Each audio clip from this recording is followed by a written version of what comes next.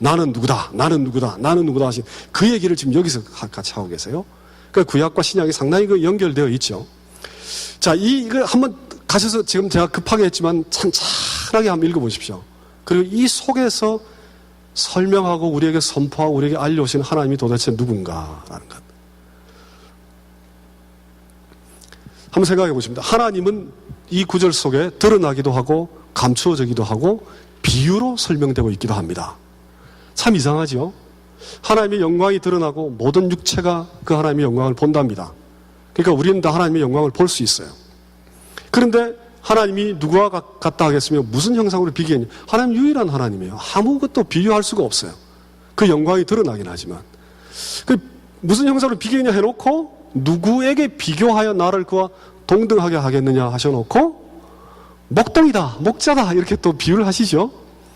목자같이 어린 양을 그 품에라고 하나님이 자기 자신을 또 이렇게 비유를 하십니다. 그러니까 드러나기도 하고 감춰지기도 하고 비유를 사용하기도 하시죠. 자, 하나님이 굉장히 소위 인간적인 표현으로 얘기하면 하나님이 굉장히 고통을 당하고 계시죠. 지금 어떻게 하면 하나님이 우리한테 자기 자신을 좀 알려줄까? 너무 힘든 거예요, 이게 알려주기가. 너무 힘들어가지고 비유로도 얘기했다가 전혀 비길 수 없다라고 얘기했다가 모든 육체가 내 영광을 본다라고 얘기했다가 여러 가지 방법으로 설명하고 계십니다. 하나님 자기 자신에 대해서. 그거는 하나님의 능력이 무능해서 그런 게 아니라 우리가 그 수준에 못 미치기 때문에 그렇습니다. 우리가 하나님을 이해하기 어렵기 때문에 그렇습니다. 그것이 문제의 근본입니다. 그 다음에 두 번째 보면 끌어안고 위로하시는 그런 강함, 용서하시는 정의에 대해서 얘기하지만 용서하셨다고 얘기하시고 강한 자로 임한다 했지만 목자같이 그 어린 양을 그 팔로 모아 품으시며 그 강함의 진정한 의미라는 것, 또 죄악이 용서받았다. 누가 그에게 정의의 길을 가르쳐? 정의로운 하나님이죠. 근데 용서하신다. 그런 얘기를 하십니다. 또 하나가 그냥 넘어간 것 같은데요. 이게 지금 하나가 잘못됐습니다. 제가 좀 뭔가 이상하게 발생했다는 걸 나중에 알았는데 저 파워포인트를 보내고 나서 나중에 알았는데 그 클럽이 하나가 지금 없어졌네요.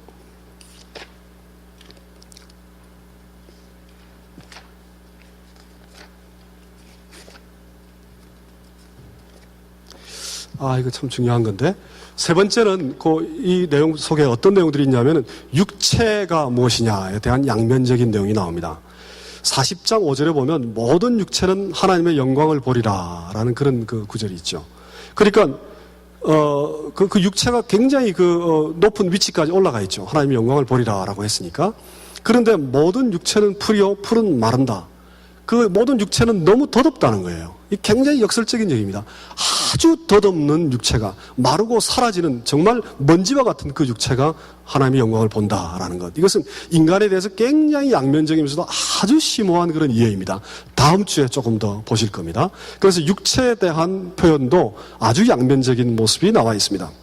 또 말씀에 관한 표현도 굉장히 다채롭습니다. 40장 5절에 여호와의 입이 말씀하시는, 여호와께서 직접 얘기하시는 거죠. 여호와의 입이.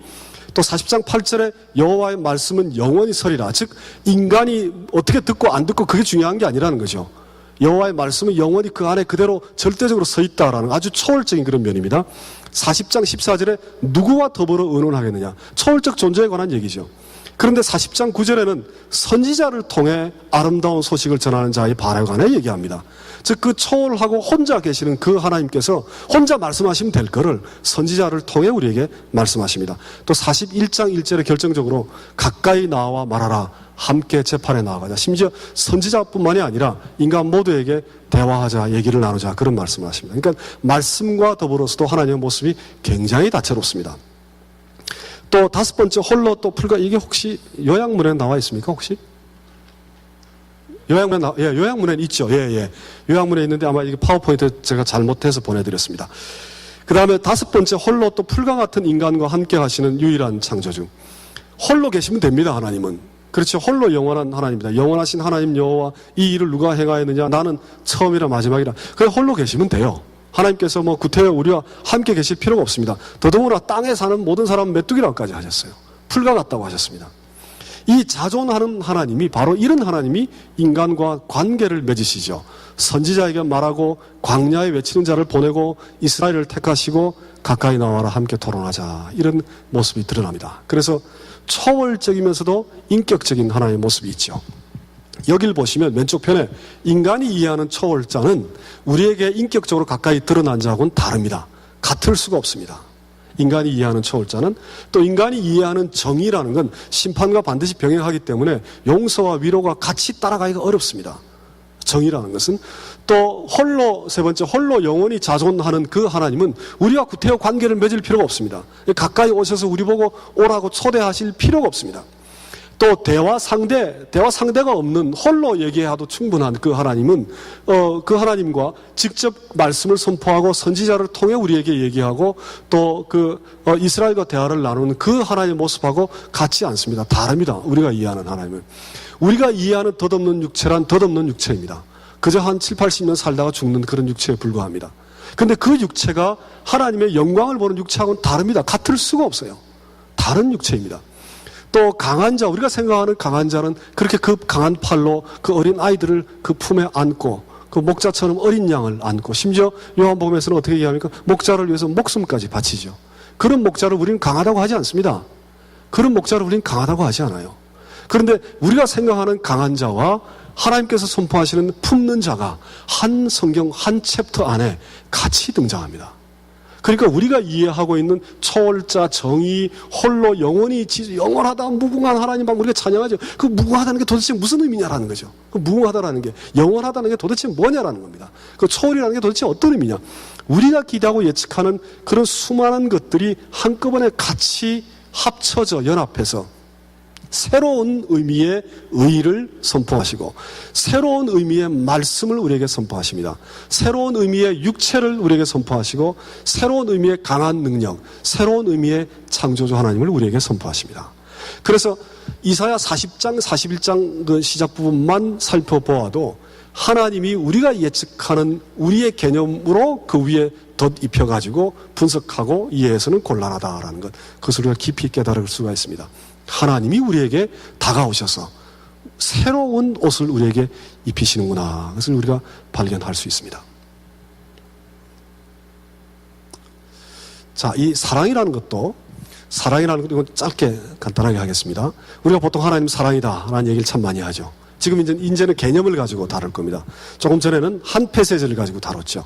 한 페세지를 가지고 하나님 사랑이다 라는 것도 한번 기회가 되시면 그룹 소규모 그 그룹 소그룹 모임에서 토론을 한번 해보십시오. 어떤 의미에서 하나님은 사랑인가? 아마 제가 장담합니다. 거의 8, 90%는 나의 경험을 얘기할 겁니다. 나의 경험을. 내가 이렇게 경험했더니 하나님은 사랑입니다. 이렇게 얘기할 겁니다. 틀렸다는 얘기가 아닙니다. 틀렸다는 얘기가 다 맞습니다. 하나님이 우리에게 찾아오셔서 직접적으로 우리에게 사랑을 주시고 다 직접적으로 터치를 하셨기 때문에 우리의 경험 속에 하나님 사랑이라는 걸 우리가 고백할 수 있죠.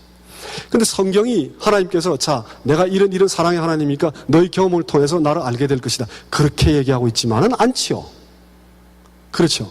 나의 경험을 훨씬 넘어서는 하나님의 그 어떤 모습을 선포하고 계십니다. 그것을 우리가 주목해야 합니다. 하나님이 만약에 유일한 하나님이라면, 나의 경험 속에 하나님을 다 가둘 수 없는 것이라면, 다른 여러 신들을 다 합쳐놓아도 그 가운데도 유일한 하나님이라면 그 하나님이 스스로 우리에게 알려오시는 내용에 관해 깊이 우리가 주목해야 됩니다. 나의 경험에 의존하기보다는.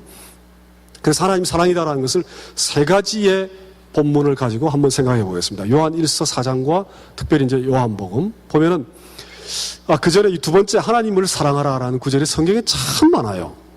굉장히 많습니다. 우리가 잘 아는 제일 중요한 계명, 하나님을 전인격적으로 사랑하라. 또 내 이웃을 내 몸과 같이 사랑하라. 조금 이상하지 않습니까? 이상하다는 생각 한 번도 안 해보셨습니까? 초월자 하나님 인간한테 오셔서 나를 찬양하고 나를 경배하고 나를 따르라, 내 명령에 순종하라. 그거 이해돼요. 다 이해됩니다. 근데 나를 사랑하라고 그러세요. 그거 이해되십니까? 왜 하나님이 자기 자신을 사랑하라 그러는지, 경배하라 그러는 건 이해를 합니다. 경배하라는 건 이해를 해요. 근데 하나님이 자기 자신을 사랑하라고 그러세요. 계속 나옵니다, 성경에. 하나님을 사랑하라. 하나님을 사랑하는 자. 계속 나옵니다. 왜 하나님은 우리에게 찾아오셔서 우리 보고 하나님을 사랑하라고 하실까라는 것. 이 참 이상하지 않습니까? 한번 생각해 보십시오. 도대체 왜 하나님은 사랑하라고 얘기하시는가? 심지어 하나님은 사랑하는 마음을 우리에게 주셨다. 세 번째까지 말씀하십니다. 그래서 요한 1서 3장과 4장을 쭉 훑어보면 삼위 하나님의 본질적인 모습이 사랑이다라는 것이 쭉 선포되어 있습니다.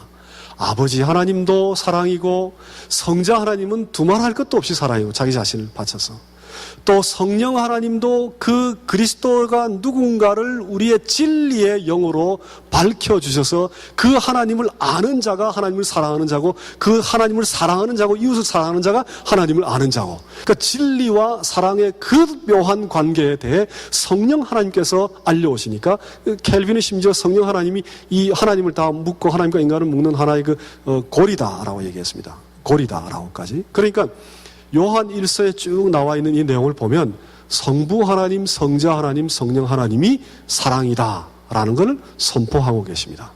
하나님이 사랑이다라는 것. 그것을 쭉 선포하고 쭉 보시면은 그렇습니다. 그것이 이제 진리와 연관이 있고 또 성령을 통해 우리가 그 안에 거한다라는 것을 안다. 또 하나님의 자녀다라는 거 우리가 또 그리스도께서 육체로 오신 것을 시인하는 자마다 하나님께 속한 것이다. 참 대단한 말씀이죠. 성육신이 그만큼 참 믿기 어려운 그런 말씀입니다.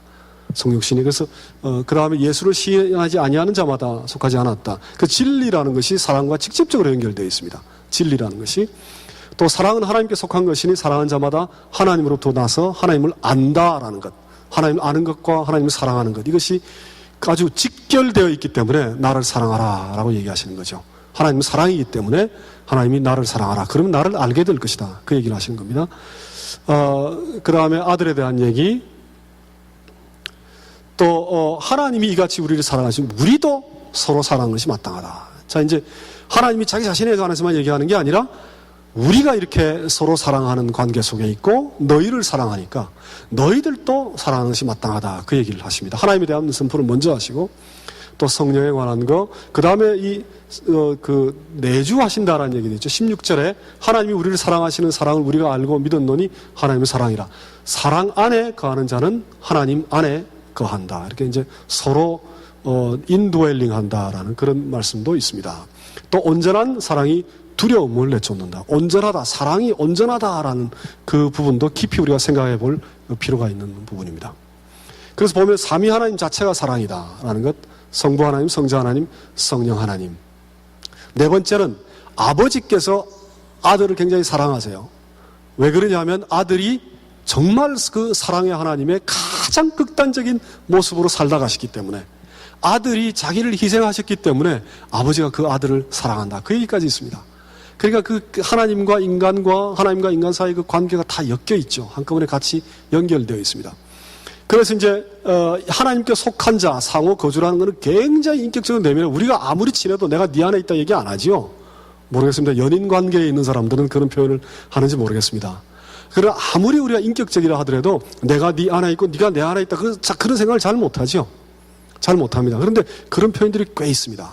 그러니까 왜 사랑이라는 사랑이라는 것이 단순히 고리처럼 연결하는 정도가 아니라 서로가 안에 거주할 만큼 굉장히 깊은 인격적인 관계에 들어가 있다라는 것. 그것을 말씀하시죠. 그것은 반드시 진리와 같이 따라가는 사랑입니다. 거짓된 사랑은 사랑이 아니죠. 거짓을 근거로 한 사랑은 사랑이 아닙니다. 진리를 근거로 한 사랑이어야 온전한 사랑일 수 있죠. 그래서 요한복음에는 특별히 사랑과 진리가 직결되어 있습니다. 그것이 성령이 바로 진리의 영이 우리 가운데 임해서 그리스도가 누군가를 알게 하셔가지고 비로소 하나님의 사랑이 누군가를 우리가 깨닫기 때문에 그렇습니다. 그렇게 되면 우리가 하나님 안에 거하고 하나님이 우리 안에 거하게 되는 아무 누구도 상상하지 못할 정말 신비스러운 인격적인 관계 속에 들어가게 된다라는 그런 말씀을 지금 하고 계시죠. 그러니까 사랑이라는 그 단어 하나 속에 굉장히 복잡한 내용들이 같이 있죠. 하나님의 관계도 사랑이고 하나님과 인간의 관계도 사랑이고 인간과 인간끼리의 관계도 사랑이다. 왜 그래야 되느냐? 하나님이 사랑이기 때문에 그렇다. 그런 말씀을 하십니다. 아이고, 요것도 하나 빠졌네요. 아이고, 제가 뭘 잘못 보내드린 것 같습니다. 아마 요약면은 있을지 모르겠습니다. 고린도전서 13장.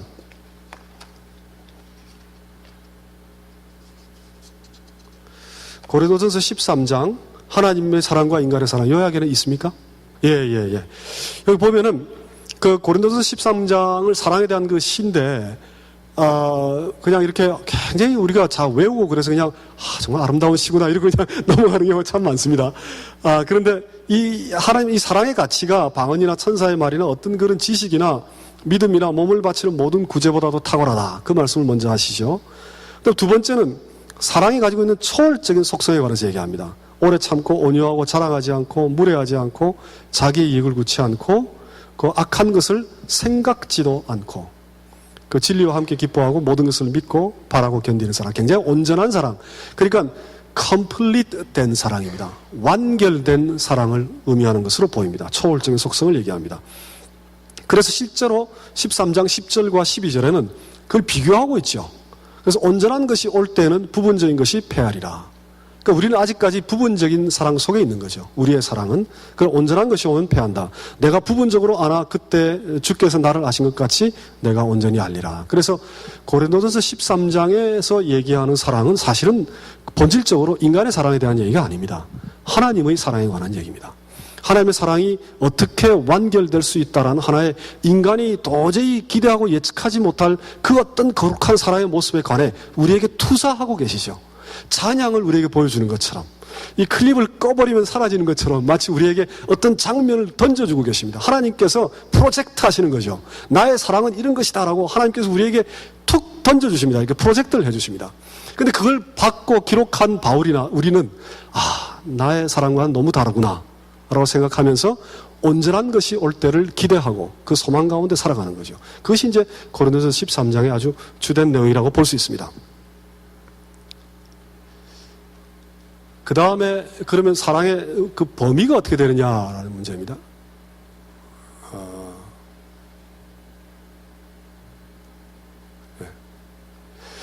이 누가복음 10장 사마리아 그 선한 사마리아인 우리 다 아시는 내용이죠. 누가복음 10장. 이것도 뭐 여러 가지로 해석하는 방법이 있습니다. 그런데 중요한 건 율법사가 이제 멋지게 그 율법을 탁 요약을 잘했습니다. 예수님께 칭찬을 받으니까 기분이 좋았어요. 좋아서 자기가 굉장히 의로운 자라는 걸 조금 더 보이고 싶어서 자, 이웃은 누굽니까? 이렇게 물어봤습니다. 그러니까 이웃이 누굽니까? 라는 질문에 답하기 위해서 선한 사마리아인 비유를 예수께서 주셨습니다. 그러니까 선한 사마리아인 비유를 읽을 때 이웃에 대한 예수님의 생각이 무엇인가를 찾기 위해서 읽어야 됩니다. 그것 때문에 예수님께서 주신 비유입니다. 다른 게 있는 게 아니고. 그러니까 율법사가 생각하는 이웃이라는 것은 그 유대인으로서 율법사가 생각해야 되는 그런 이웃의 그 개념이 있겠죠. 이 정도는 나의 이웃이다. 그걸 깨트리기 위해서 예수께서 주신 거죠. 그걸 깨트리기 위해서.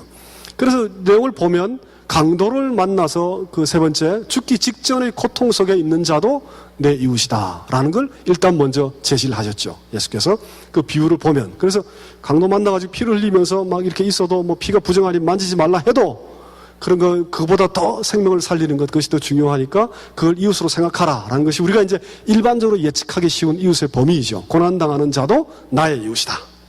그런데 예수님의 질문은 어떻게 됩니까? 4번에, 36절에서 세 사람 중에 누가 강도 만난 자의 이웃인가? 예수께서 질문을 사다리를 거꾸로 세워놓으셨습니다. 너희들이 살아가면서 요런 사람들만 이웃으로 생각하지 말고 죽기 직전에 있는 피 흘리는 자도 이웃으로 생각해. 그렇게 하신 게 아니에요. 그 사람이 보기에 누가 이웃인가? 그걸 물어보셨어요. 고난당하고 있는 그 사람이 보기에 누가 이웃인가? 그 얘기는 내가 셀렉티브한 파워가 있어. 이 사람은 내 이웃이고 이 사람은 내 이웃이 아니고 그렇게 하는 게 아니라 내가 모든 사람들에게 이웃이 될 수 있는 자냐 아니냐 그걸 생각해보라 그 얘기입니다. 완전히 사다리를 거꾸로 돌려놨어요. 내가 이웃이 누군가를 집어서 선택할 수 있는 자가 있다는 게 아니라는 거예요. 내가 그런 자격이 있는 자가 아니라는 겁니다. 내가 타인에게 이웃이 될 자격이 있느냐 그걸 먼저 생각해보라는 거예요. 그걸 먼저. 그러니까 이웃의 범위를 가장 가능성이 없는 자까지 익스텐드를 시켜놓으셨습니다. 가장 가능성이 없는 자들끼리, 둘 사이에. 죽음 직전에 있는 유대인들은 이웃이 되기 어렵죠. 사마리아인들이 보기에. 그렇죠?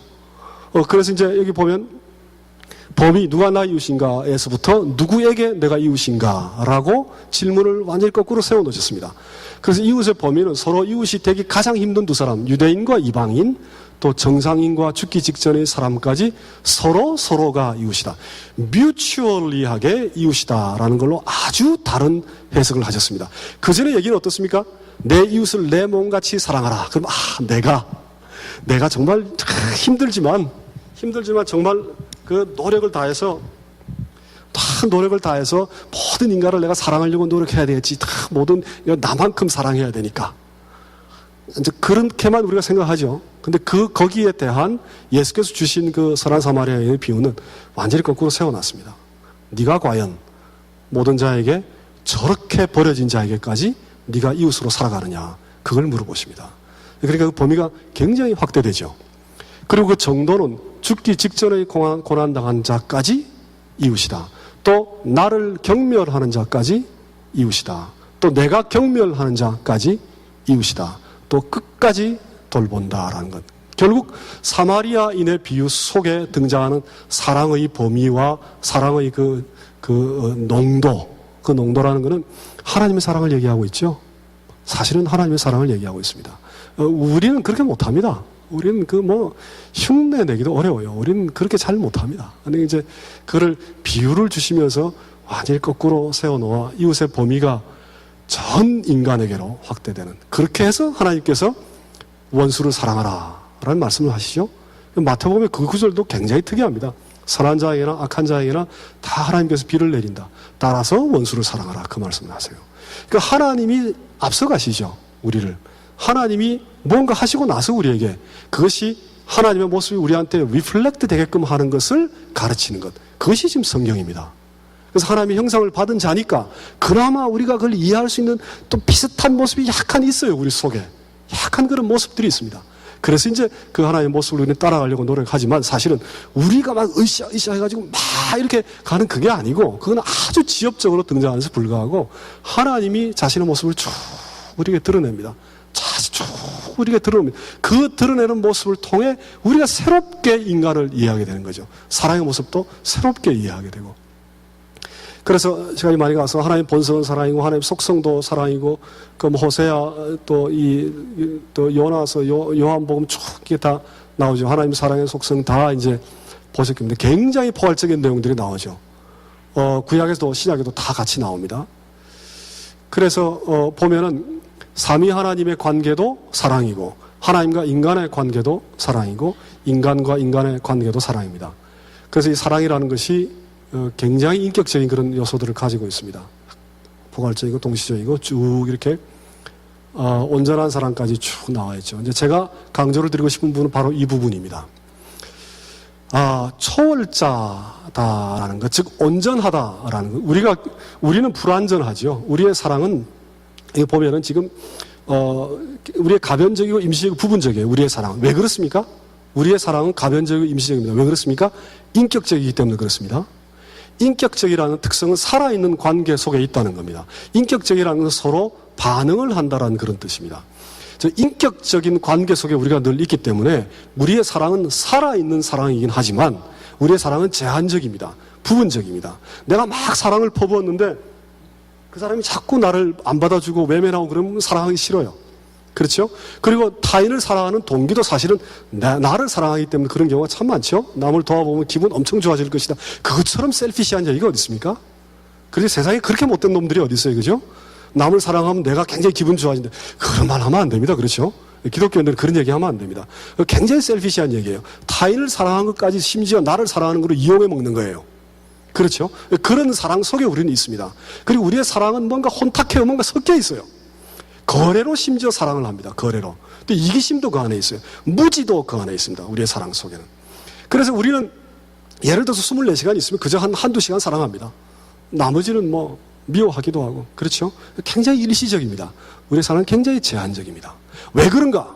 왜 그런가? 사랑이 인격적 특성을 가지고 있기 때문에 그렇습니다. 사랑이 살아있는 관계 속에 발생하는 문제이기 때문에 그렇습니다. 인격적 특성이기 때문에 그런 제한적 요소를 가지고 있습니다. 그럼 하나님의 사랑은 인격적 특성을 가지고 있는데도 불구하고 온전하다라는 것, 그것을 지금 하나님께서 선포하십니다. 이것은 굉장히 신비스러운 겁니다. 우리가 초월적이고 온전한 사랑이라는 것은 무언가 전혀 변하지 않아서 이미 완결된 거여서 어딘가 고착되어 있을 거로 생각합니다.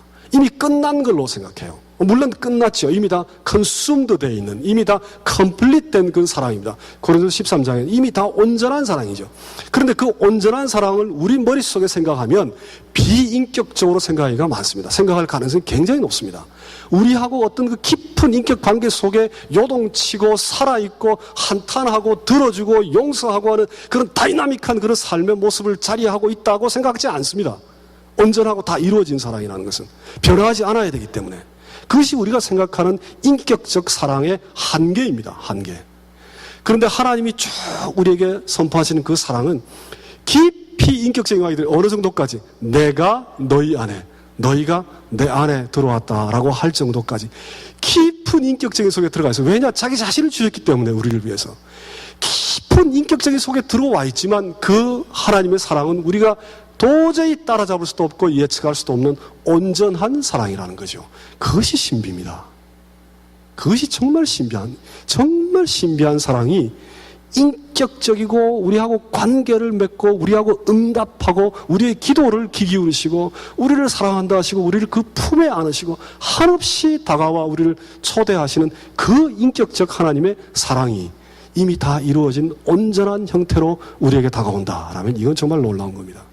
우리가 예측하기 어려운 아주 그런 신비스러운 사랑의 어떤 실체, 사랑의 어떤 그 모습, 그 무언가가 성경을 통해 하나님을 통해 우리에게 계속 다가오고 있구나. 라면 그 실체를 생각하는 자는, 그 하나님을 생각하는 자는 인격적인 관계 속에서도 온전한 사랑을 지향하고 온전한 사랑을 품고 꿈꾸고 해야 되는 것. 그 하나님께 점점 더 다가가고. 왜 그런가? 우리가 하나님의 형상을 가지고 있기 때문에 그렇습니다. 인간의 사랑은 하나님의 형상을 가지고 있다. 조금의 그 아주 미약한 단초를 가지고 있기 때문에 그것을 이해하고 그러한 하나님의 가까이 갈 수 있는 그런 모습들을 우리 속에 있습니다. 그래서 하나님의 사랑은 초월적이고 완전하고 이미 다 이루어져 있는 아주 그 온전한 사랑이긴 하지만 우리하고 몇 시간, 몇 초, 시시각각 인격적 대화를 나누는 그 신비스러운 살아있음 속에 하나님이 우리 안에 거하고 우리가 하나님 안에 거하는 그러한 사랑이다라는 것을 기억하시고 생각하시고 나누고 또 그 속에 큰 위안과 기쁨이 함께 하시기를 소원합니다. 같이 기도 드리겠습니다. 하나님의 우리가 감히 다 표현할 수조차 없는 그 놀라운 사랑에 그 은총에 감사를 드립니다. 사랑의 하나님을 믿고 고백하고 나누고 선포하며 그 하나님을 살아가는 자들 되게 하시옵소서. 예수님의 이름으로 기도드립니다. 아멘.